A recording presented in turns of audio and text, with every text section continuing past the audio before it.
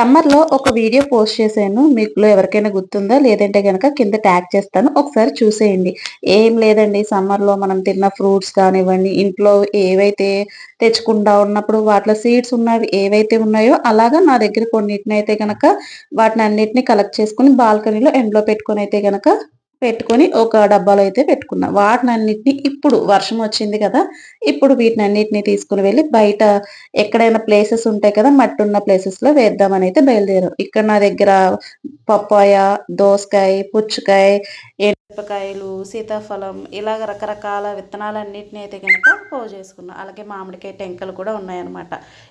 నాకిక్కడ ప్లేస్ దొరికింది. మీకు రోడ్డు పక్కన వెళ్ళేటప్పుడు పెద్ద పెద్ద చెట్లు ఉంటాయి కదా! అలాంటి ఈట్ల దగ్గర కానీ, లేదంటే గనక పొలాల్లో వెళ్తా ఉంటే గనక అక్కడ గాని మీకు ఎక్కడ మట్టి ఉండి, అక్కడ మొక్క కనీసం ఒక హాఫ్ అయినా ఎదుగుతది అన్న ప్లేస్‌లో గనక అయితే గనక ఈ విత్తనాలను వేయండి. ఉత్తినే డస్ట్‌బిన్‌లో పడేసే బదులు ఇలా వేసినా కూడా కొంచెం హెల్ప్‌ఫుల్ అవుతాయి కదా!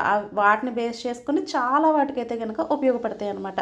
ఒకవేళ ఎవ్వరు ఇబ్బంది పెట్టకుండా అది పెద్ద చెట్టే అయిందనుకోండి, ఏదో రోజు మనం ఎండలోనో ఎప్పుడో దాని కింద సేద తీర్చుకునే అవకాశం అయితే గనక దొరుకుతది కదా! ఇది నా చిన్ని ప్రయత్నం అనమాట. మీలో ఎవరికైనా నచ్చితే ఈ ప్రయత్నాన్ని మీరు కూడా చేయాలనుకుంటే హ్యాపీగా చేసుకోవచ్చు. దీనికి ఎటువంటి డబ్బు ఖర్చు కానీ, మన శ్రమ వృధా అవ్వటం ఇలాంటివి ఏవి ఉండవన్నమాట. నా ఐడియా మీకు నచ్చిందా?